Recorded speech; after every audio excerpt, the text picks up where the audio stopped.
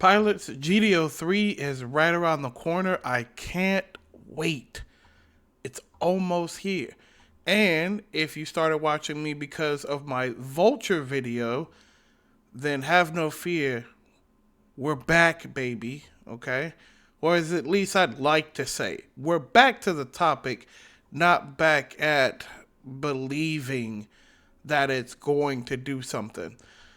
Normally, I would be super happy about this archetype and the new cards that we got revealed.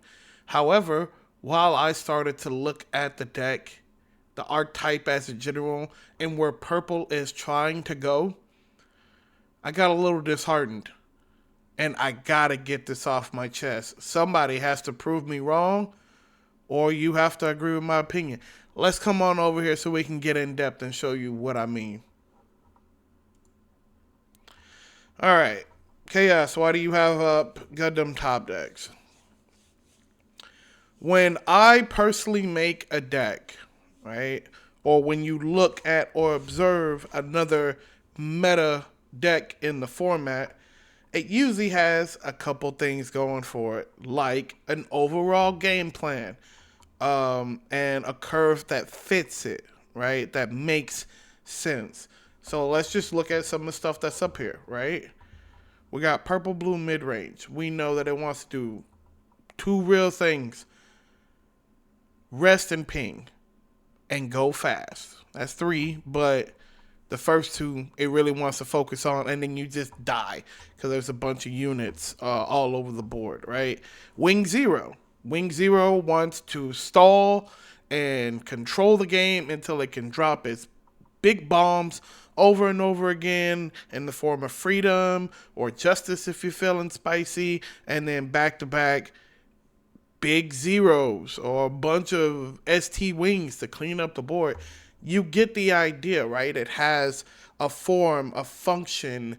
It feels sleek and innovative. And yeah, it took a while to get there, but before we got to the refined list that we do right now, we always knew that the goal of the deck was to try and drop zero as many times as you can, AoE the board, and then go face, right?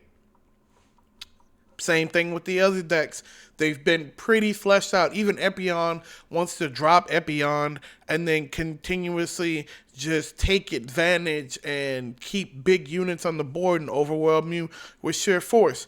It has forethought. It has strategy. It wants to get to where it wants to get to in order to enact its game plan. And then I started thinking, man, vultures are so cool. But what are vultures doing? What are vultures doing? Yeah, we're getting a couple cards in GD03 that will round out their curve and some of the strategies, but what does Vulture really want to be doing? If we think about cards like CB wants to mill. Like, let's just talk about purple, right? CB wants to mill, and it wants to put at least 10 cards in the trash, draw, restand resources, and then start using Trans Am to just whittle away at your board, right? And then kill you with suppression, because that's natural suppression. Let's look at Vagan. I already had this pulled up, but let's really talk about it, right? Let's look at Vagan. Okay, I thought we were typing. There we go. Let's look at Vagan, right? Vagan also wants to mill, but Vagan gets a redeploy in the form of a base. This is cracked. This is good. It wants to resurrect, right? But it's also crazy because they have effects that also want to exile. The big Zedeus wants to exile. Actually, all of Zedeus is pretty much want to exile and do ping damage, which is crazy, right? It's good. And then they even got rewarded with a whole effect card. They got a whole command to help you do this stuff, right? Their game plan is simple. Mill the graveyard, this is definitely hands down one of the best mill targets. Mill 2 cards for 1, and then if it happens to be a Vagan card, minus 2 AP. I got something coming up for this later too. We got to wait on that. I need to refine that list a little bit more. You need to control the mill. But it shows you this is what this deck wants to do. They want to mill. They want to put the cards in the trash, and they want to take advantage of that. And they even have Diffuse to get back their pilots. And then Purple already has a command to get back exclusively Purple pilots. So you can recur a lot of stuff. Look at Tekkadan and Tewa. They have Lupus. They're big monster, right? Like, we can just spell Lupus. Right? Nope. Yeah, there we go. Like, this demands that stuff be in the trash. So, of course, they want to use the CB engine or the Vegan engine and then just load up on Tekkadan and Tewa stuff and make it to this unit. How, it could be through natural gameplay. It also could be through white.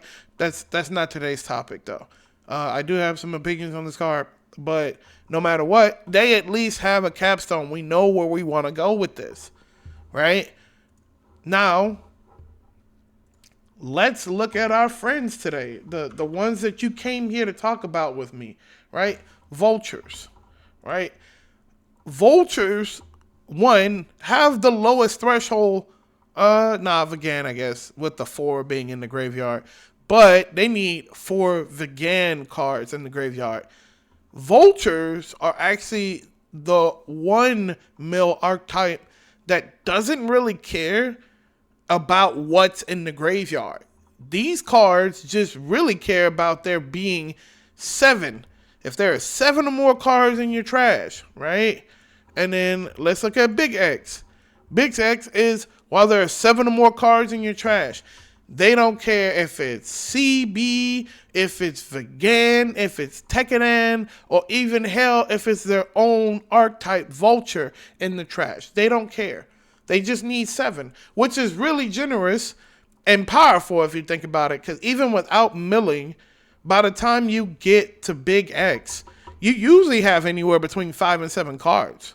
At the very least, and that's without the assistance of white or anything like that. You get cards from being played. You get cards from going from your shield area. So you will always meet the requirement of 7. So it has the most lenient thing, but it's the only archetype that takes advantage of this in the least way, right?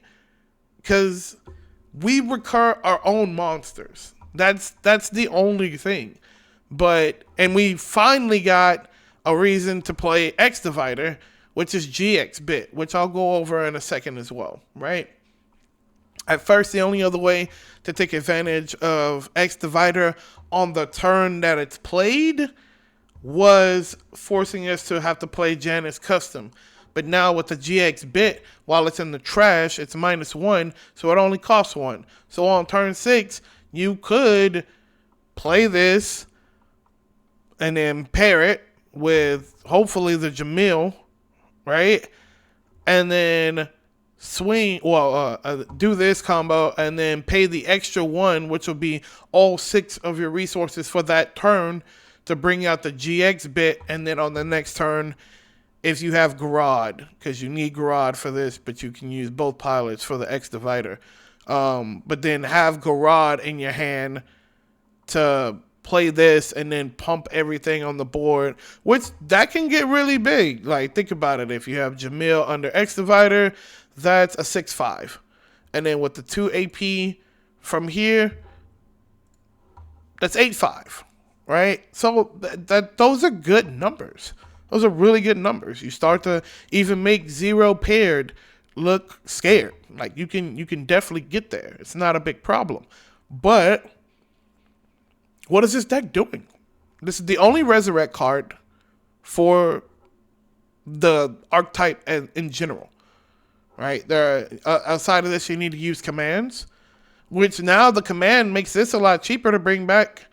You can only activate it after turn 6, and you have to pay 2 for it, but then you can pay 1 more, right? And so you can put out a 3/3 for 3 on 6 if you'd like. And then you can still choose to deploy another target, like either the MA form or you can put out an Airmaster, and that's also a pretty good turn 6, right? Because it's exactly the game plan I drew up for the deck originally, is to put out 2 units and then put out X, but you also need to have your opponent down.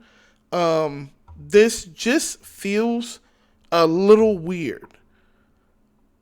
Everybody else has a clear-cut manner on how they want to do things and how they bring things back. And it feels like our best curve from 6 and higher is having all that. So let's look at the requirements for that.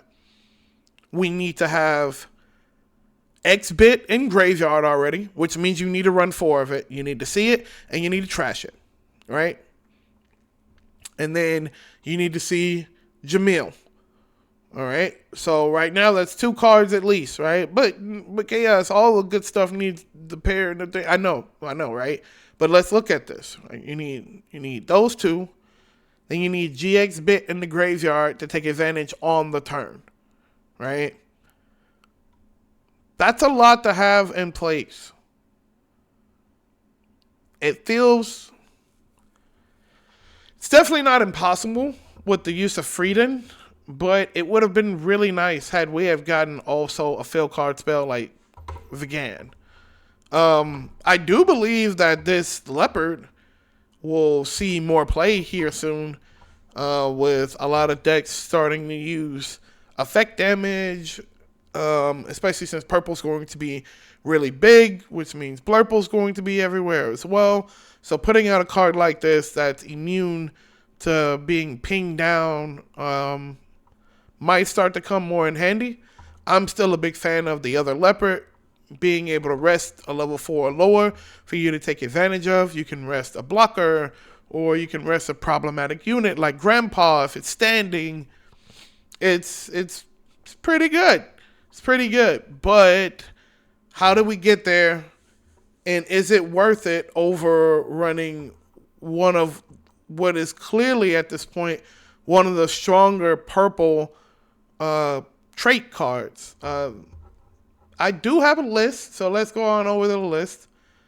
This is more or less best Vulture purple stuff without all the mill and all the good white stuff. I know how that sounds. Don't come for me, man. Ilfrith, regular Airmaster, Launcher Strike, big fan of Launcher Strike.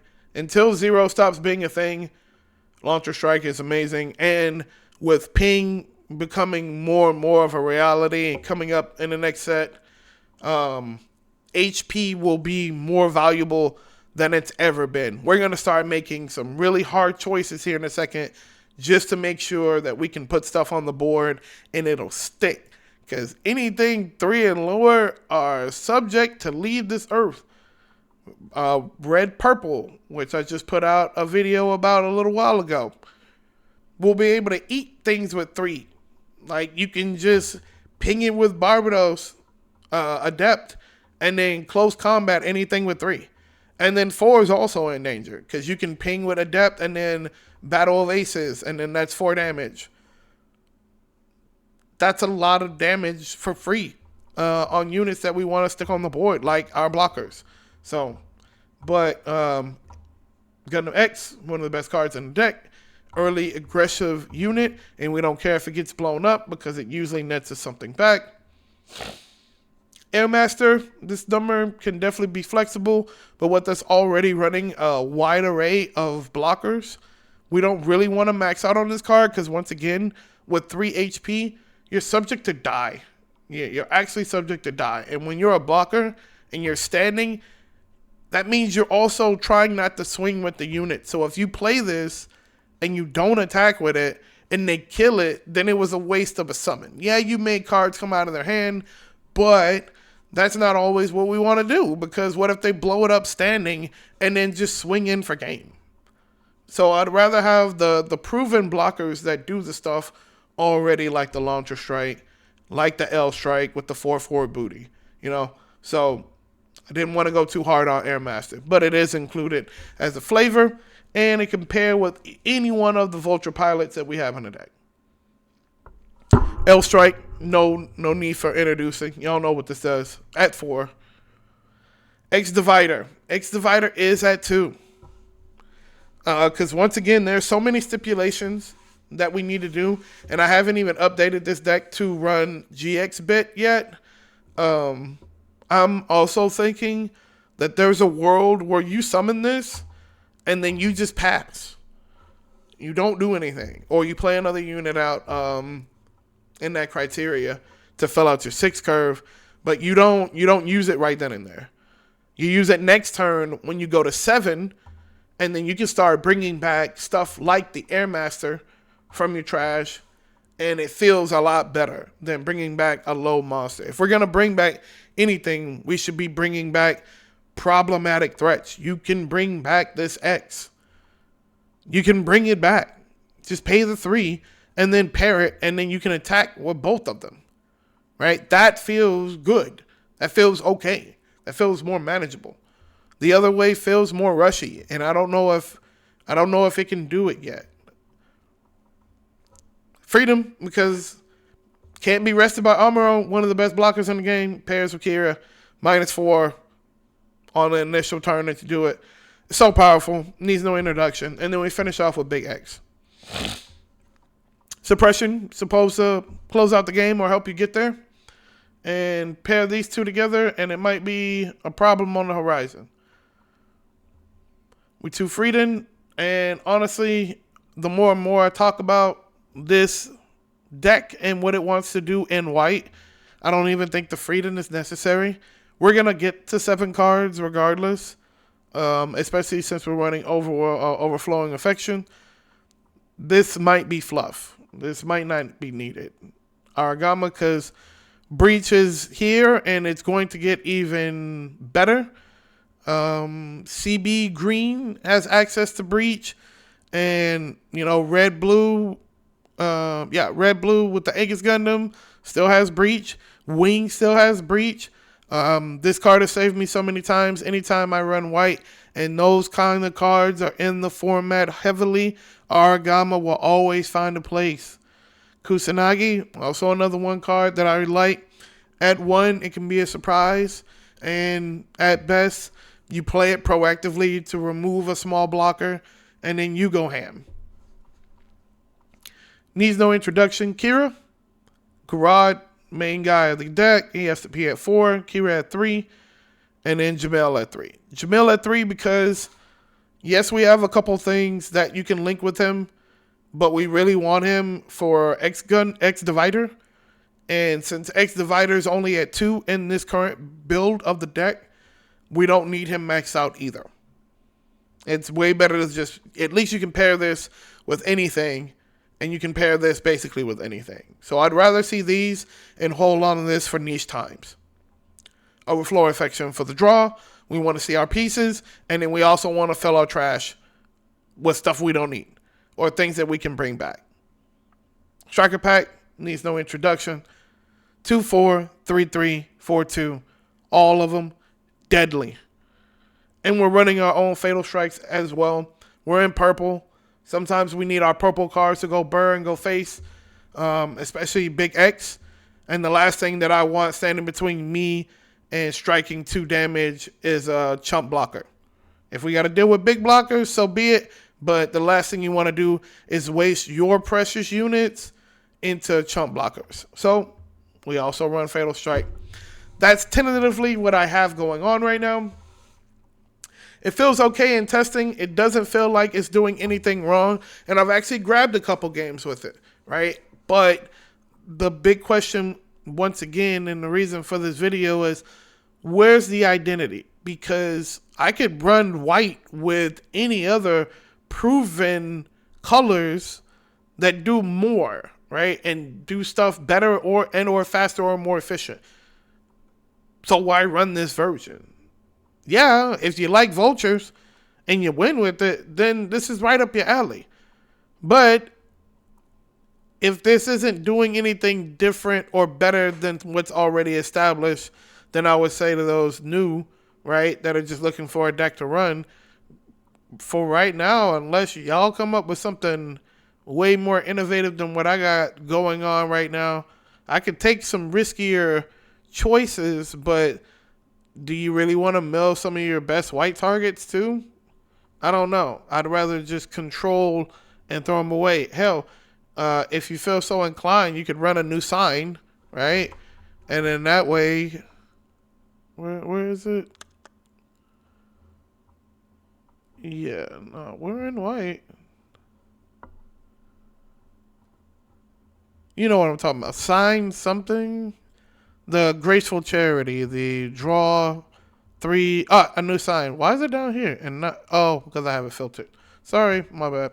Um, yeah, draw three, discard two, and this can help you look for your good pieces and discard your vultures to get the stuff back later or take advantage of it while it's in the grave.